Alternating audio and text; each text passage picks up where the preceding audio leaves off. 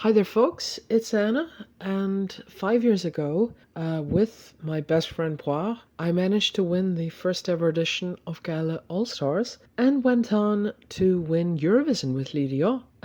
5 years later, it is time for the second edition of this contest, where all the possible participants have already left their mark on KLE and they're looking to compete against the very best. Like last time, the choice of who gets through is mostly in your hands. I've made a short list of 20 artists, and you get to help us whittle them down to just 7. So let's introduce them. First, Alexa is best known as a member of the Pole Riggers, the notorious group who won a controversial victory in KLE 5 over Shy Girl. They participated in Eurovision with the electro dance banger Don't Fear the Truth. They also participated in the first edition of All Stars. Alexa has now struck out on her own and is hoping to explore a more folk-infused style. Amarine should need little introduction as one of the most recent champions of the contest. With Pion, a critique of the shadow of colonialism in Africa, she won KLE Douce and went on to get 4th in Eurovision. She'd be hoping to bring a similarly political entry in her rock and Afrobeat style. Amelia also participated in KLE Douce with Saint João, coming a close runner-up in the super final. She's best known as the boss of the Finnish record label, which helped popularize Lusophone music in Luxembourg. She's also an accomplished musician in her own right. Her style is very influenced by jazz and blues, and she's hoping to bring another emotive number. I Am Mother is a disgruntled singer whose career has been overshadowed by that of the far more famous AM, who works for Flux. She came 3rd with Tu te repentiras, a vicious diss on Aviera back in EV7, and won Au Straight for Luxembourg that year. Her style is very anthemic chanson, and she's promised to bring another one, but one that is less homicidal this time. Bitte Schön are the incumbent champions of Junior Eurovision, having won the contest back in 10, but now they're of age to join the main contest. They have made music since they were very young. They hail from the Isle of Wight and have an indie lo-fi, very piano-based style. They won Junior Eurovision with Zwei Häuser, a song about the aftermath of an acrimonious divorce, and they would likely contest with an equally emotive song. Clara is a Eurovision winning writer, having co-written Lydia with me and Poir, and also helped with Über den Sticks, which came 3rd. She hails originally from Canada and had success there as a backing singer for some big names, but her more challenging solo work found less of a following. In her own right, she almost made the final in KLE 10, and her typical style is metal, and her lyrical inspirations tend to be very dark and very atypical. I hope she gets in. I'm obviously not so biased. Kirsty's Metal Hands is the name of a group that defies description, whose only constant member is the philosophical and unpredictable Super Hands. They've participated in KLE 3 times before, coming 2nd with Jeu d'Hasard, a song against gambling. They also made a splash with Program to Care, which is inspired by robots being used in care homes, and Christmas in July, about hyper-consumerism. They tend to make new wave, synthy bangers with sharp, ironic, multi-layered lyrics.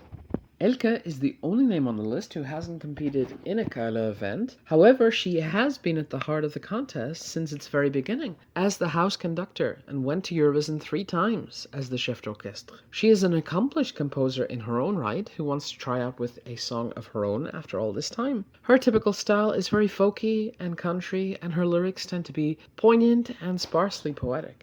4th person is the most prolific composer to have ever taken part in KLE, having been involved in 12 of the past 13 editions. They also got 2 podium places in the early years of the contest, appearing masked in those days to keep anonymity to not influence their work as a noted documentarian. They also co-produced Ne va Vigilissan, the first ever Luxembourgeois entry. Their style is very unpredictable, but they're likely to bring a rap song with very eclectic world influences. Laimon Minyafe originally came to world attention, having won Eurovision with Marara, their song about the expulsion of much of the Arab population of their hometown. Jaffa They were invited to participate in KLE 10, where they won the right to be the host entry with Andere Klasse, a black metal song against apartheid in Palestine and the abusive treatment of Muslim migrants in Europe. They'd likely bring another politically charged black metal song. Les Possédés were originally intending to take part in the first US visit, but because of interference of the state government of Louisiana, they couldn't get funded. They were invited to participate in KLE 12 with Dear Bigot, a protest song against transphobia and misogynistic politics in the US. They would likely return with another very defiant punk song. Linda Zagreb won a famous underdog victory in KLE 3 with her emotive ballad, Se volé au TV. She spent the season dogged with allegations that she was not really from Luxembourg, not helped by her very Balkan music style. Since then, she's become a national icon and also ambassador for Monozenergo. She'd likely bring another Balkan non-Balkan ballad, this time in Bulgarian, one that is very likely to get tears flowing.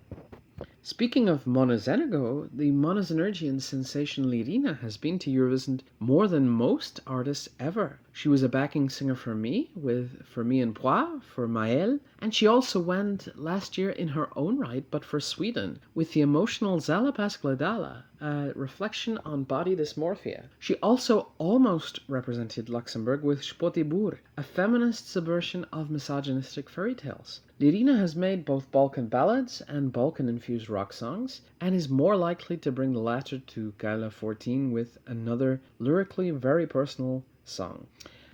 Nehalenia are a duet known for their epic and ambiental songs and mysterious, often mythologically inspired lyricism. They participated in KLE 12, and while they missed out on the super final, they managed to win the Gullen Leven prize for best song from the press and musical professionals. They're keen to show that they have what it takes to win KLE even against an insanely legendary cast, and they'll bring a song with influences from folk, electro, avant-garde, progressive metal. Maël was the first ever conductor for Luxembourg in the contest, supporting her friend Pois in year one. She's also had a very diverse career on her own, having been part of a punk band, a Celtic rock band in her maternal homeland Wales, and as a soloist who has a very diverse oeuvre of songs too, tied together with their metaphorical confessional lyricism. She won KLE 11 and got the silver medal in Eurovision. She hopes to go one better with her next song, which is co-composed by another Eurovision legend from another country. This time her song will showcase more influences from soul music.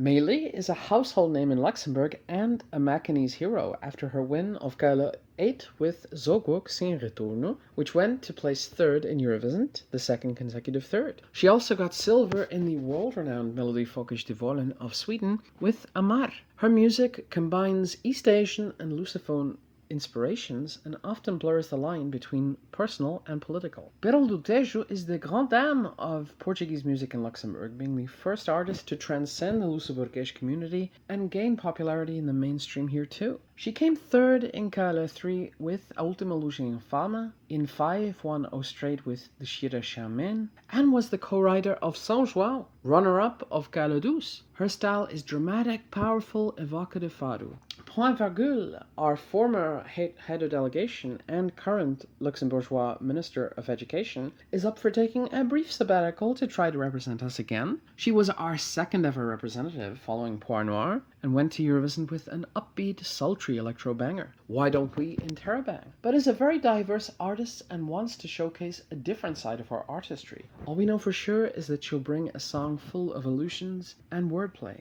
Secular Confessions were on the wish list for so many fans of KLE over the last 12 years. Their songs are inspired by anonymous confessions sent to them by their fans, combined with their own confession. They believe in taking the religious aspect out of confessions and being able to get things off your chest through the medium of music. Their song Ifje, Get Him Away, which talked about domestic abuse and catfishing, came only a few points away from victory in one of the closest superfinals ever last year, and they aim to come with something just as dramatic, haunting, and thought-provoking.